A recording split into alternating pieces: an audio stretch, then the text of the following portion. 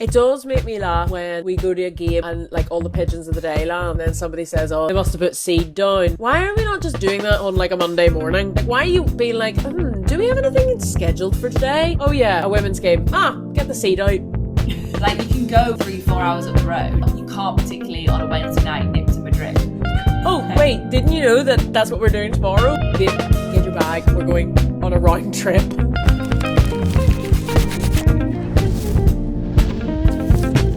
Happy St. Patrick's Day. Lots of people saying Happy St. Patrick's Day to me already. Thank you. I was saying that because we live together, you are, well, this is an Irish household, and so you're celebrating it too. Although I am gutted that there's no way I can get into this Irish heritage. Like, I can't even marry him. What's the point? Well, I can't get back into Europe. There's no way. You could find some heritage sort of way back, surely. Well, we did discuss the Scottish within me. If we could go back to my roots that way. But yeah, and I'm a bit Scottish, so you know. Yeah, I just need them to get their own independence, and then me identify purely as Scottish. There's a way. Would you do that? I don't know how loyal I am to England. It's got a very questionable past. Murky history, the old British Isles. Right. Welcome to all the queer some idea. Welcome to all the queer some idea. We've had our weekly FaceTime / bicker, and now we are going straight into hot off the pitch. So, what is it that we have seen, missed? What do we need to talk about? There's quite a lot of stuff, I think. We missed a lot. We didn't actually watch any football the weekend, did we? No, we actually didn't, which is kind of rare. I watched the rugby. No, we didn't watch any. We did do football things, and that's important, but we didn't do the football. No, so I suppose the biggest thing that we missed was the subby cuppy final. Mm-hmm. Indeed, subby cuppy final. And there were a couple of so Pride Park, couple of issues with Pride Park. First of all, being the pitch. Mm-hmm. I saw the pitch conditions were very bad, and like a lot of people saying, you know, a men's final just that simply wouldn't happen. It looked awful. It looked really bad. It looked really bad. It does make me laugh when we go to a game and like all the pigeons of the day land, and then somebody says, "Oh, they must have put seed down, like grass seed," and I'm like, barely known to put it down at Pride Park sometime. Yeah, but also, why are we not just doing that on like a Monday morning when nobody's using that pitch? Like, why are you being like, do we have anything scheduled for today? Oh yeah, a women's game. Get the seed out. The pigeons were practically playing, trying to catch the ball. To be fair, was there a pigeon fest on that one? I don't know. There has been the past few games we've gone to, but the past few games we've gone to, there have been lots of pigeons. But this game, the pitch did not look good. I don't know what the crack was, but when the pitch is bad like that, I'm imagining that it increases the chance of injury, and it just doesn't look very nice. Like, it's obviously it doesn't look nice. It increases the chance of injury. It also will affect their play, right? Because if you're taking a corner on a shitty, like, muddy bit of field, do you know what I mean? Quarter, or do you mean corner? Corner. What did I say? Quarter? When you're taking a quarter, don't you know that football term? Haven't you heard of that football term? This is why women shouldn't talk about it. Corner. When you're taking a corner. And yeah, I mean, like, Millie Bright said they're really lucky to play at a venue like Pride Park, but if you're going to have an amazing stadium, why don't have the pitch to, sort of back it up? Yeah, maintain it. Someone put, is Katie way more Irish today? Potentially. But I've lost. I've got a frog in my throat is what I've got. Oh, no. I know, it's because I don't have my cup of tea. Sorry. Do you have a cup of tea? Yeah. As if you had a chance to make a cup of tea. You definitely couldn't have made me one. You said you couldn't afford. You could. I never said that. I just said I didn't have time. I tell you what, I'm extra Irish and I'm extra scrappy tonight. I can barely get my words out. Um, but the real result of not just the pitch, but the real result was that Chelsea picked up their first bit of silverware for this season. So they won the Subway Cup. We were following along. We were on a walk at the time and we were checking Kickstat and like other things like BBC Sport and stuff like that. And so we could see when things were happening and we could sort of hear people saying, oh, Ramirez has scored. Oh, City have done this, that and the other. But we didn't actually watch it. No, we just got the updates en route. Yes. And so we basically missed a lot of the action this week. Yeah, but you know what? We often do. But we catch up. We do. We catch up. Usually I catch up by sitting when I'm meant to be teaching on BBC Sport, reading the match reports and catching up with what's happened. We had a little bit of a bottom of the table relegation battle. Was it Crystal Palace, Aston Villa? Was that it was Kristen. Yeah. Kristen. It was Kristen and Asti. Kristen Palace. That famous Kristen Palace. It was Crystal Palace and Aston Villa. They're both bottom of the table. Crystal Palace, as we know, moved up from the Championship into the WSL. So they were battling it out. I want to say it was Crystal Palace's second win of the entire season.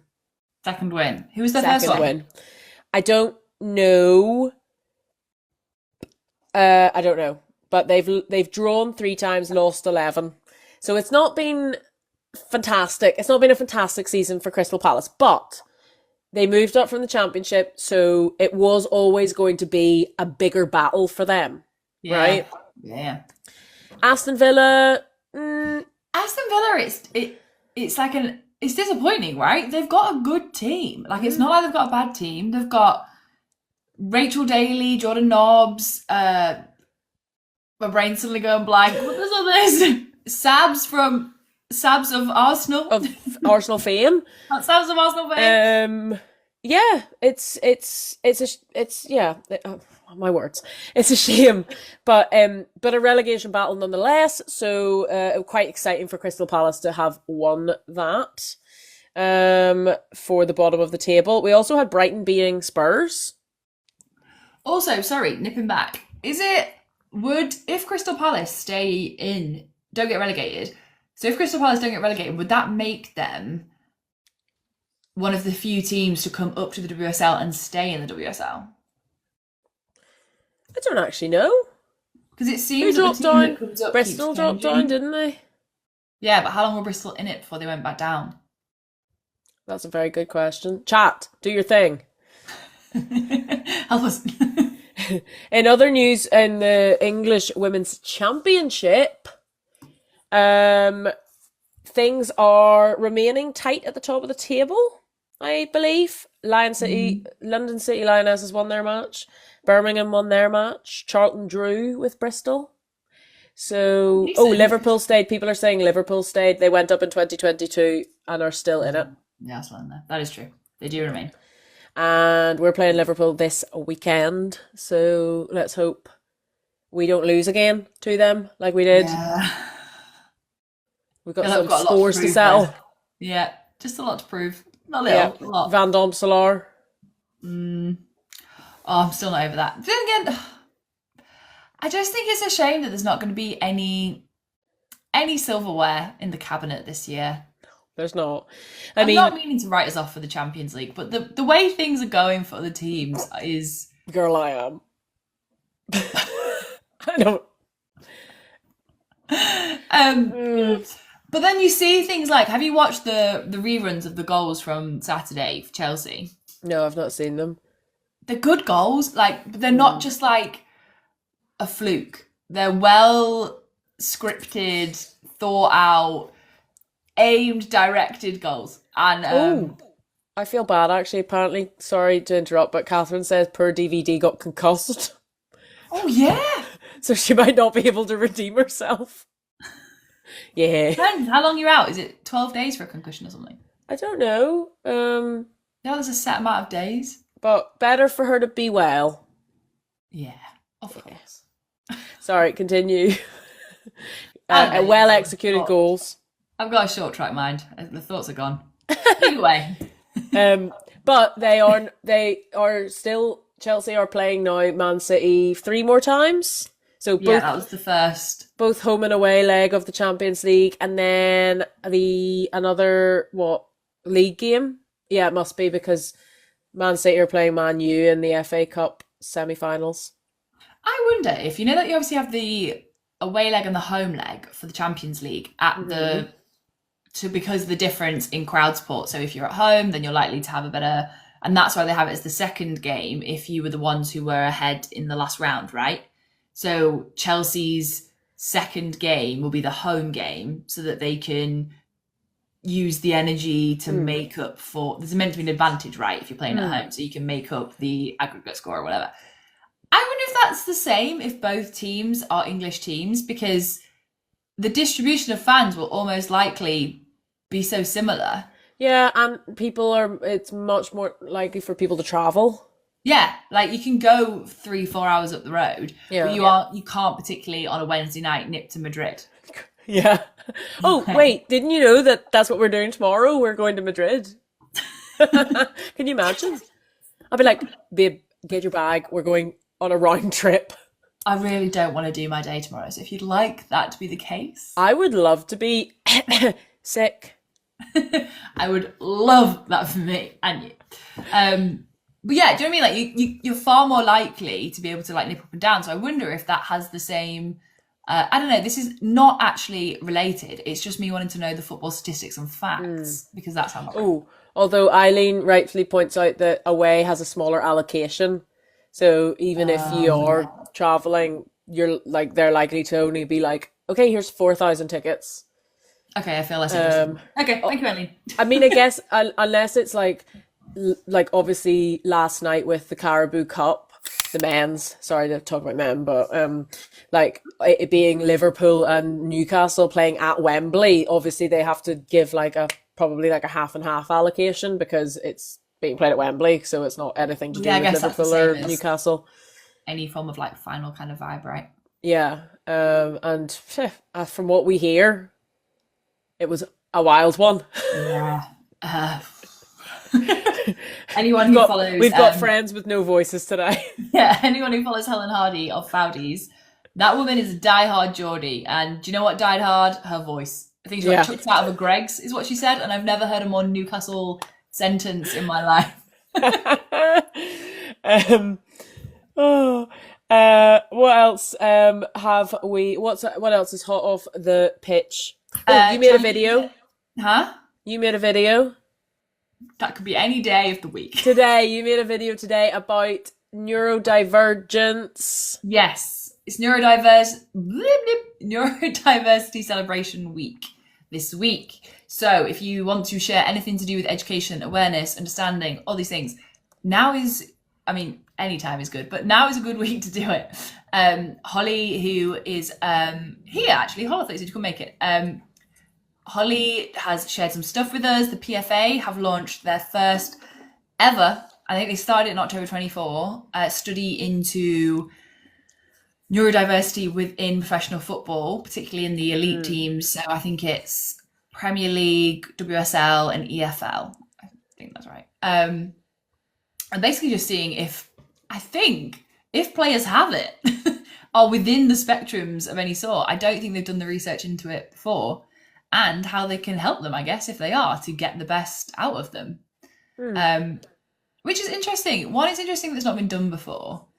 But then I do think that awareness with this kind of stuff is only really just making its way as a priority in every line of work. So but then if you're thinking if it's about performance, sport is about performance. And I think that it is a shame that it takes a while to catch up with us thinking that the brain and how the brain works is so intricately related to performance.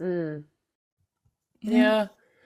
I mean, yeah, you're right about it kind of like being in all like aspects of sort of work and jobs and sectors of society, right? Because it's only like in the last short while, like, which is bad, that in the education sector, for example, there's been much more of like an insight and a push into understanding neurodivergency and how that affects like people's learning, like from primary all the way up to like university and beyond level. And that's like wild to me. It's like wild that we're like, oh, maybe now we should look into how people's brains like Yeah. do things differently.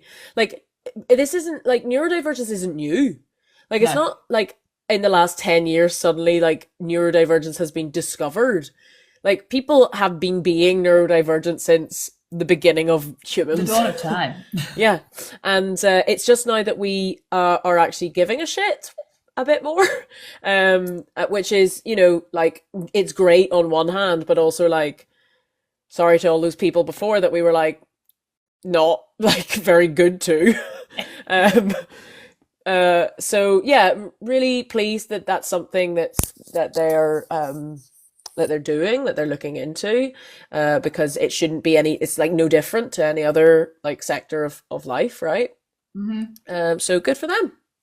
I think it's really good. And I think what I'll be interested to know is how many players they realise are actually particularly in the women's teams, because one, neurodiversities are underdiagnosed in women anyway.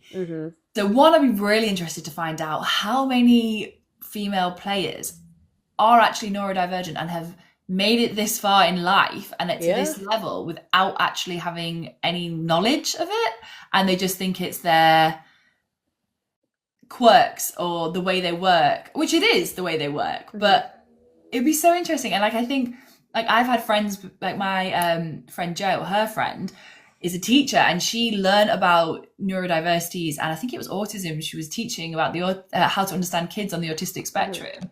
And then it was when she was in those lessons so that she could spot it, she was like, oh my God, I think I'm autistic. Turns out she is. And she got to like 27 and it just never been, because it symptomizes so different in women to boys. So they look for it in lads, really, don't they? Like and they miss the way it manifests in women. And I reckon so many of these footballers who clearly can hyperfocus, who clearly can block out the world, who clearly can apply themselves in such unique ways to get the most out of their bodies and their minds, they're on the spectrum, a lot of them, I swear, in the best way. Like, I don't think it's a bad thing. I think it's a beautiful thing.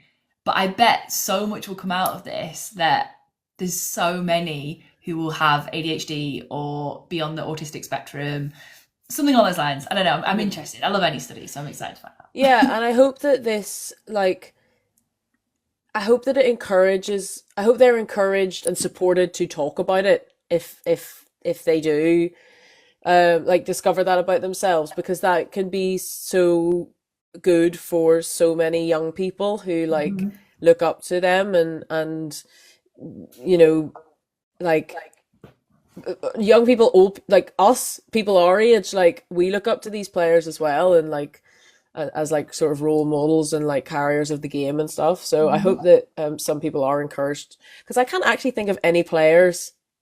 I'm sure there are players who have done this, but I can't think of any like players in the WSL, for example, who have ever spoken about being neurodivergent. Well, part of the publicity on the study is Safia Middleton-Patel, I think I got her name right. And she is the Manchester United goalkeeper. Forgive me if I'm wrong, but I think she is. And she's spoken out about being on the autistic spectrum. And I think that she said that since Man United found out about it, 'cause she was diagnosed quite late, I think only 2 years ago. She said that they've been supportive, her team are supportive, but she is one of the few. And a couple of people have said as well, Lucy Bronze has spoken out a little bit about ADHD. I didn't know that one. Yeah, I see some people saying in mine too.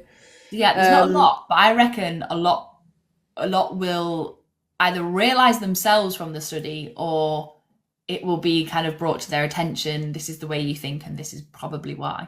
Yeah. Yeah. Yeah. Interesting stuff. Oh, one other thing, because I put in on our story, what should we talk about? One other thing, and I know again you made a video about this yesterday or the day before, I can't remember, was the protest outside the subby cuppy final Yes, about the Barbra Banda. silly people protest. Yes, the silly people gathering.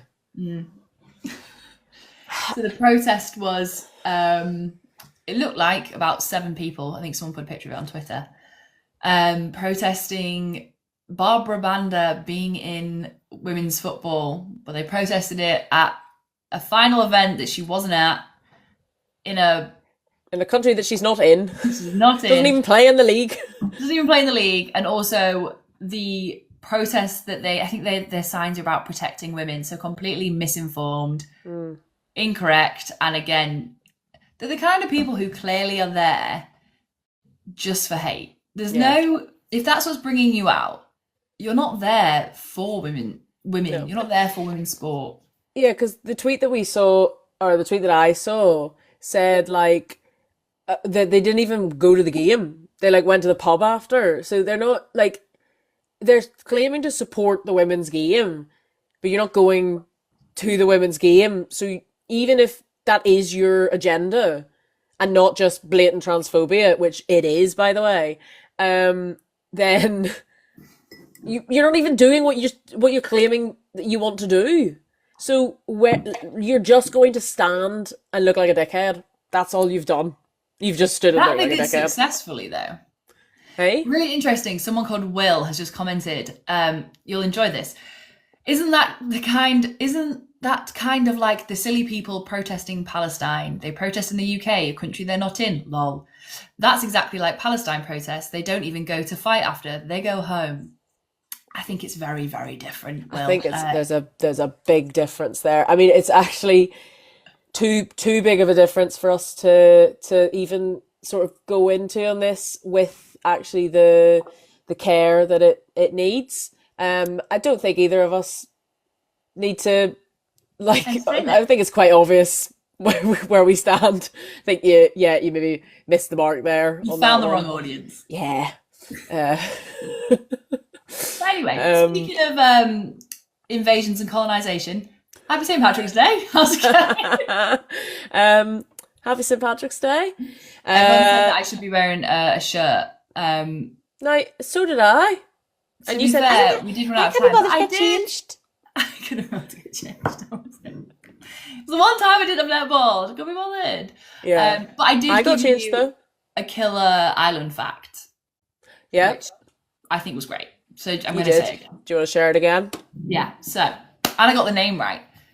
So my fact was 4 years ago, Katie McCabe and Seamus Coleman, who I think is the island men's captain, so women's captain, men's captain, came together as part of a massive campaign, and it was successful in 2021, where they both campaigned for equal pay within the men's football team and the women's football team. And it was agreement across all the squads, and they were one of the first countries to ever achieve it. Up the Irish. There you go. That's fantastic. Do you know what? Like, as a conversation that is like still happening, right? So America and the US women's national team, like, famously went to court over this. Like, you know, it's something that the FA, like, they've spoken about as well. Like, this is a common conversation within women's sport, is this idea of equal pay and this conversation around it. So it's really refreshing for Ireland to just come out and both the men's and women's team and be like, yeah, let's do it. Like, has the world ended? Is it suddenly costing loads of people loads of money? No. Are people getting paid fairly? Yes. So, well done, Ireland. You know, because the whole conversation, like when they were talking about this, is, oh, but the men's competition brings in so much more revenue, and the men do this and the men do that. It's like, okay. Like, and like, this is in no other work sector is this a conversation. This is so true.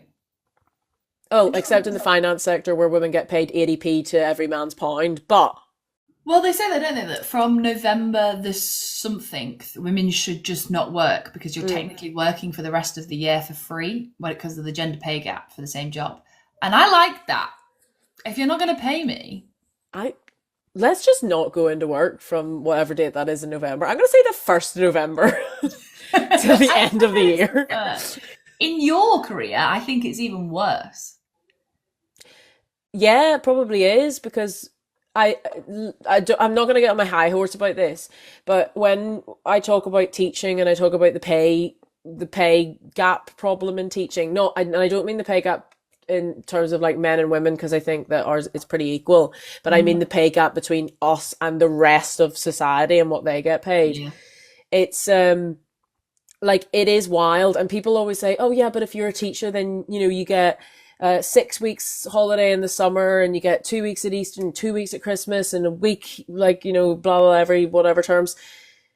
I don't get paid for those. Like, I don't get paid for that time off. It's not like I get paid like 12 months salary. I get paid 10 months salary in 12 months, so it's just stretched.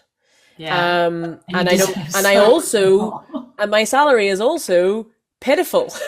Like, a starting salary for a teacher, like, we live just outside London. In fact, I think that Bracknell is counted as outer London, right? Like London Fringe. We are 20 minutes from Bracknell drive, if that, and we are not counted as London Fringe. We're on a line. We're on a London tube line. Which call the comments now. It's not actually a line. It's the Elizabeth line. All right, it's so good they named it twice. And you know what? I'm on my high horse now. I'm coming down. I'm coming down. People down the street can hear that. Way more. That's all I have to say on it. I don't deserve to earn more than you. The people you put with, and by people I mean teenagers. Yeah, every day. Every day with teenagers. No, and I love my job, I think but they like you, so they even treat you even sillier. I don't know. They like me as loose right now. Tell that to some of my kids. Fair. Last thing also keeps popping up. So in the theme of St. Patrick's Day, Miss Littlejohn has scored her first goal in the League of Ireland, is it? Yes, she joined the Shamrock Rovers, and she was a very welcome addition. And I'll tell you why she's a very welcome addition, because the League of Ireland, like a lot of other, it's like a lot of other leagues outside of things like the WSL. It's not a league that is super broadcast or super talked about, like outside of Ireland. Yeah. Obviously, there's people in Ireland, like, for example, Arsenal, I'd say has a pretty big Irish fan contingent. Like, I've met a fair few Irish Arsenal fans. I reckon that's for Katie McCabe. Yeah. And so I think that where the WSL and the Championship and other teams, other leagues like that benefit from support from people from other places, like, very few people outside of Ireland are running around wearing a Shamrock Rovers top or like a Bohemians top or whatever else. Mm-hmm. So when Ruesha joined, I saw a fair few comments saying this is fantastic for the League of Ireland because she has such a loyal fan base, because she's such a character, because she's so charismatic. When she joined London City Lionesses, they saw a boost. And basically anywhere Ruesha has gone, there's been some sort of, like, fun Ruesha renaissance. So I think this is good for the League of Ireland. I mean, obviously she's gone there and she's scored in her first game, so she's clearly happy. Long may it continue. But I think it's good. I think it's good for the League of Ireland. I think it's good for fandom if it gets more people watching it and then increases the quality of football in the Republic of Ireland, then that's great. She's kind of similar to Alona Mayer in the sense that she I think a lot of footballers know that when their career ends, there's not enough to keep them going. Like, they have to start working on their media presence now. Mm-hmm. And I think it works because, like you said, wherever she goes, the crowds follow. London City Lionesses, I didn't know them until Ruesha was there. And but she's got podcasts, she's got internet presence, she's got mini vlogs, she's got YouTube series. She appears. She's all over Twitter. Yeah. Does she commentate as well for some of the Scottish stuff, or I made that up? I'm not actually sure. Maybe I made that one up. Who knows? But then, and now Her sister does. Now she's going to the other side, back to Ireland. I think the crowds will follow. Like Leah just put here that she saw her, it was a different class. Like I look forward to it. Like the more, and I think Stella said this quite a few times. Was it one way, something about rising tide lifts us all or something like that? I can't remember. It was a good quote. I like that. And it was something to do like, yeah, there may be one person who is getting the fame, getting the people in. For example, Leah Williamson, Lucy Bronze. Like we go to games to see them. Yeah. But that rises everybody up because them tickets are getting sold. People are learning about other players by accident. Like it rises us all. So yeah, I hope that she does bring the crowds in. Yeah, good for her. Rising tides lift all boats. There we go. There we go. And very apt because I always see Stella at the seaside, so yeah, very apt for it to be seaside. She likes boats. Okay, that was now. That's us. That's us now. Bye guys. Is that us? That's us now. All right. See you guys next week. Bye. Bye.